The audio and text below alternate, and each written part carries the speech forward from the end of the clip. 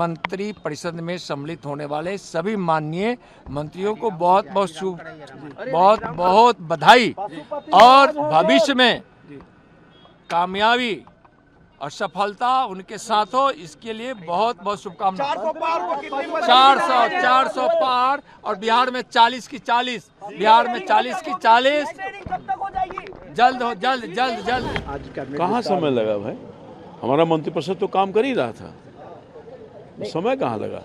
लगातार ये चर्चा हो रही थी कि डिले हो रहा है कैबिनेट विस्तार में। कहाँ डिले हुआ, हो गया समय पर हो गया। अब सब लोग मिलकर के काम करेंगे। बहुत ही संतुलित मंत्रिपरिषद का गठन हुआ है और सभी क्षेत्रों का, सभी राज्यों, सभी इलाके का प्रतिनिधित्व मिला है। और मैं समझता हूँ कि जो मोदी जी का संकल्प है विकसित भारत बनाने का, विकसित बिहार बनाने का, उस संकल्प को पूरा करने का काम वर्तमान नीतीश कुमार जी के नेतृत्व वाली सरकार करेगी। और जो डबल इंजन की सरकार रफ्तार के साथ विकास को ऊंचाइयों पर ले जाने में महत्वपूर्ण भूमिका अदा करेगी। रामकेशवाल जी डबल इंजन की बात कर रहे हैं, लेकिन पशुपति पारस नाराज चल रहे हैं। लगातार वो कह रहे हैं कि जितने भी कॉन्स्टिट्यूशन सीटें हैं जहां हमने चुनाव लड़ा था सब पे हम लड़ेंगे, और दावा ठोक रहे हैं। हाजीपुर का भी लगातार दावा ठोक रहे हैं। कैसे उनकी नाराजगी दूर कीजिएगा? नाराजगी दूर हो जाएगी। नेतृत्व इस सब चीज़ों पर बहुत बारीकी से देख रहा है। सर, शपथ ग्रहण समारोह में आए, किस तरीके से अब ये जब नई मंत्रिमंडल का विस्तार हुआ है तो कैसे सरकार चलेगी, क्या कुछ मुद्दे होंगे, किस तरीके से जनता के जो काम है उसे पूरा किया जाएगा? वैसे लंबे समय से इंतजार था लोगों को कब मंत्रिमंडल का विस्तार होगा।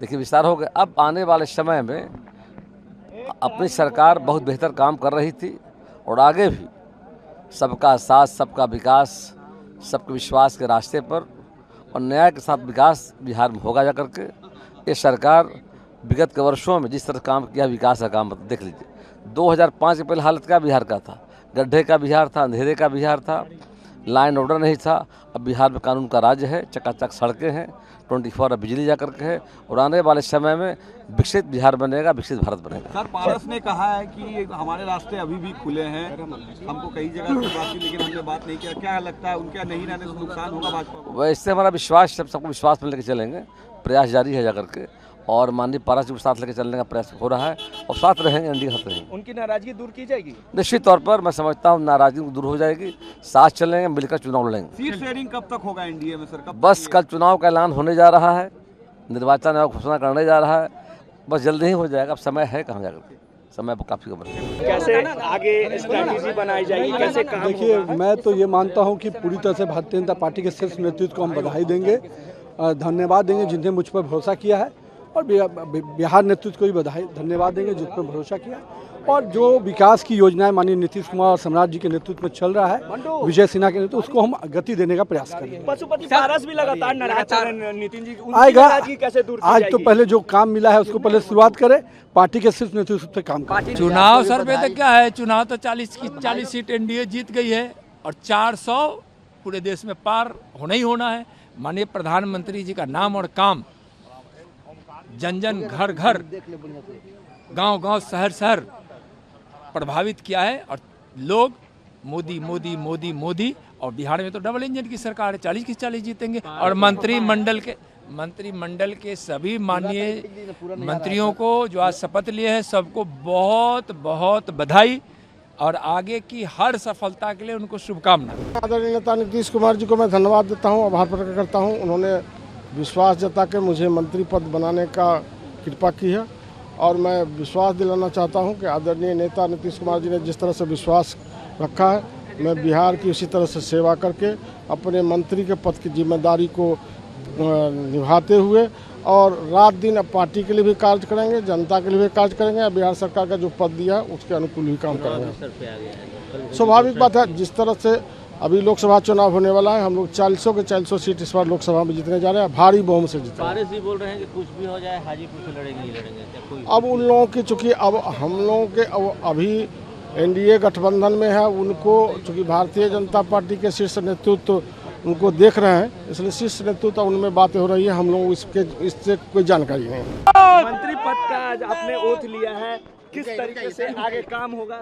देखिए, हम लोग भारतीय जनता पार्टी के सिपाही हैं और भारतीय जनता पार्टी की सिपाही 365 दिन जनता का और पार्टी का काम करता है और मजबूती से काम करता है। क्या पहली प्रतिक्रिया होगी? देखिए, हम लोग जनता के लिए काम करते रहे हैं।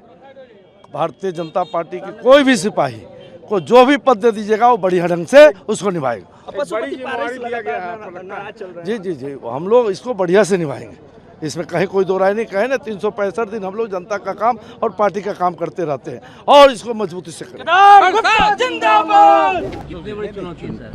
ऐसा है कि नेता के साथ और खास करके नीतीश जैसे व्यक्तित्व के साथ जितना ज़्यादा काम करने का मौका मिलता है, कुछ न कुछ सीखने का मौका मिलता है।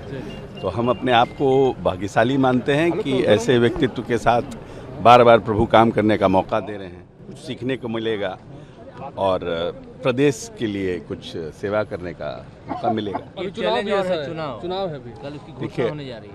देखिए, ये तो एक्सपेक्टेड है ना, जो पॉलिटिकल पार्टी के लोग हैं और जो सार्वजनिक जीवन में, राजनीतिक जीवन में जो लोग हैं, वो एक्सपेक्ट कर ही रहे थे कि इसके आसपास चुनाव का होना है। वो चुनाव का क्या नाम है, हम लोग एक्सपेक्टेड है, तो हम पार्टी पूरी तरह से तैयार है। और इस बार जो लोग कहीं ना कहीं कन्फ्यूजन में हैं, जो लोगों को बहुत घमंड है कि जनता हमारे साथ रही है विधानसभा में, उन सबको इस लोकसभा में पता चल जाएगा। आपके एक पुराने साथी पारस जी नाराज है, बोलते हैं कुछ भी हो जाए हाजीपुर से लड़ेंगे हम, क्या कुछ ठीक है, उसमें हमारा हम लोगों का कोई टिक्का टिप्पणी नहीं है, हमारा कोई टिक्का टिप्पणी नहीं है पारस जी के बारे में।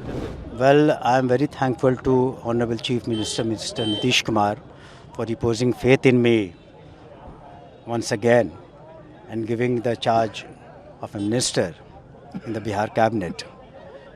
I assure the people of Bihar and our Honorable Chief Minister that I will work to the best of my ability and serve the people of Bihar with full honesty and diligence.